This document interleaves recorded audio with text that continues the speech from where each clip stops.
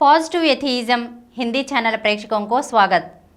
आज के एपिसोड में दो संस्कृतियों को बारे में और कुछ अंशों को बताऊंगी।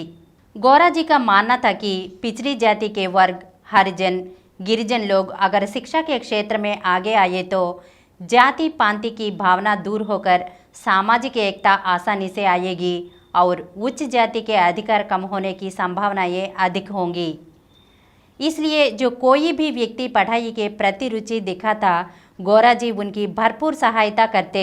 उन दिनों गिरिजन और हरिजन जाति के लोगों के लिए किसी भी तरह का रिजर्वेशन नहीं था, इसलिए सबको एक साथ मिलकर पढ़ना पड़ता था। सबके साथ एक जैसा फीस भी जमा करना पड़ता था।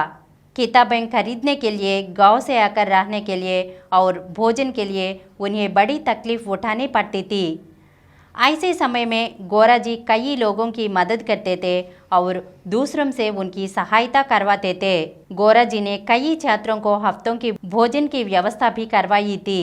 हर रोज दोनों वक्त कोई न कोई हमारे घर भोजन के लिए रुकते थे।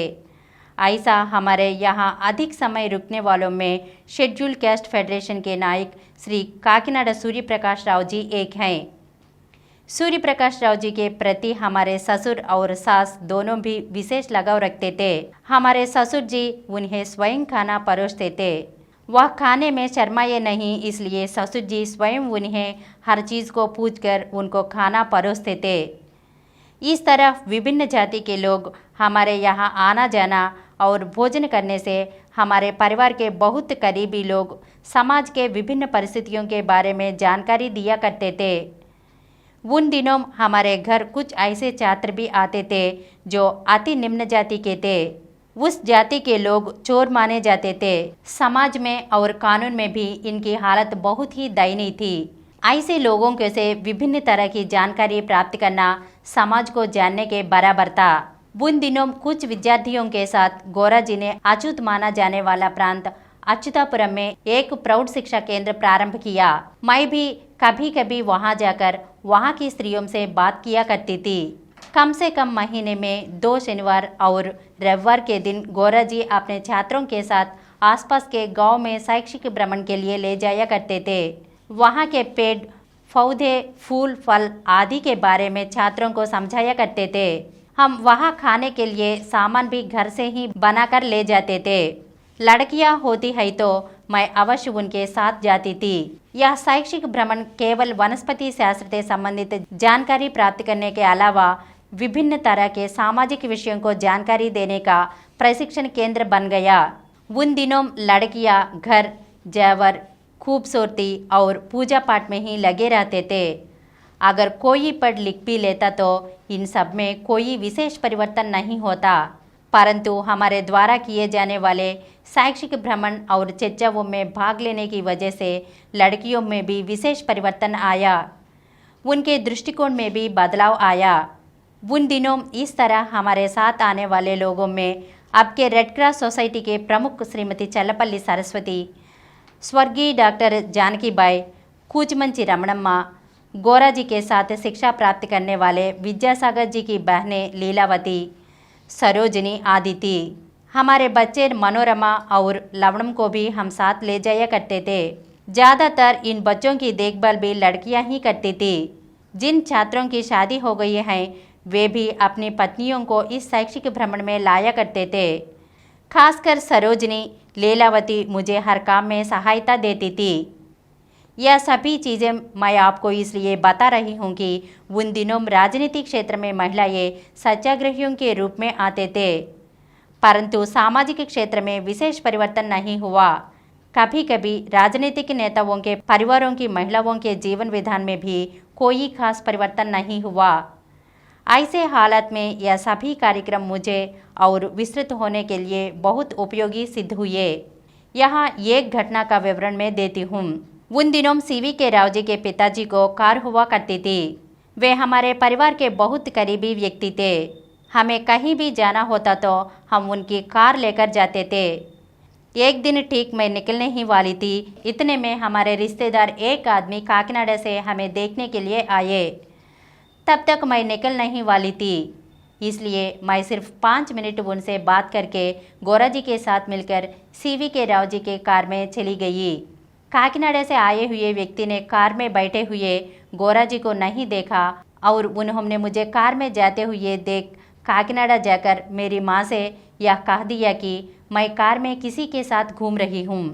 उन दिनों कार का होना बहुत बड़ी बात थी। उनके मन में यह आश्चर्य था कि हमारे यहाँ कार कहाँ से आई। जब मैंने पूरा विवरण मेरी माँ को बताया तो वह खुलकर हंसने लगी, क्योंकि गौरा जी 2-3 बार CVK राव जी के साथ हमारे घर आए थे, इसलिए हमारे पूरे परिवार CVK राव जी को पहचानते थे। राव जी गौरा जी के छात्र कम और भाई ज़्यादा थे। गौरा जी के कार्यक्रम ऐसे थे तो हमारे सास ससुर जी के कार्यक्रम दूसरी तरह के थे। वे हर रोज़ अपने पूजा पाठ में व्यतीत रहते थे।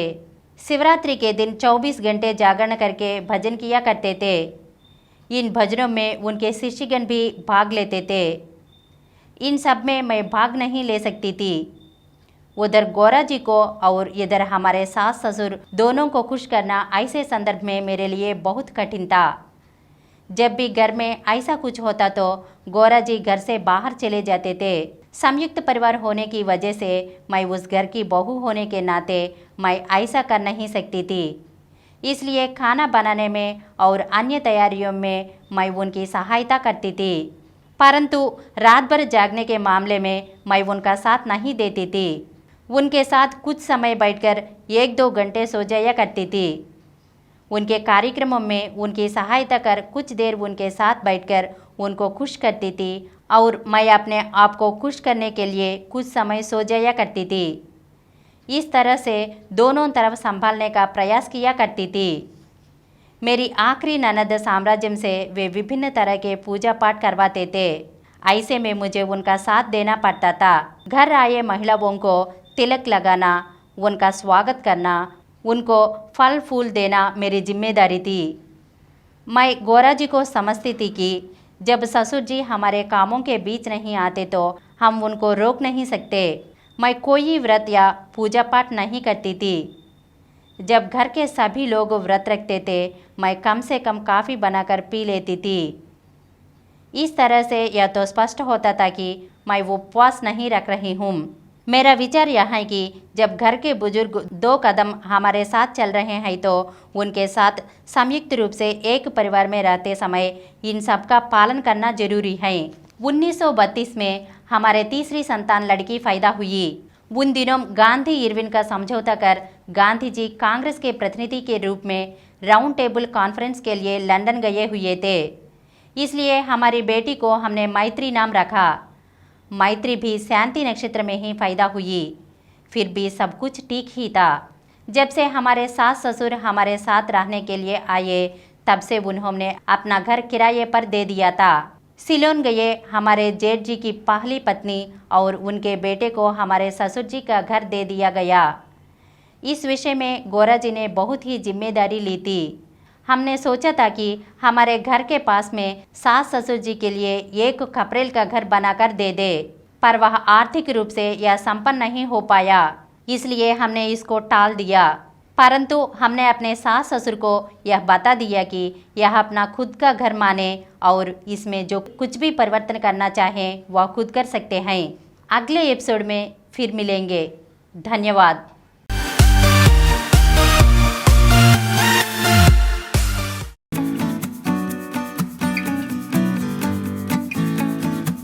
Please download Samaram multi-channel app and watch your favorite channels from your mobile. App available on Google Play Store and subscribe to the channels.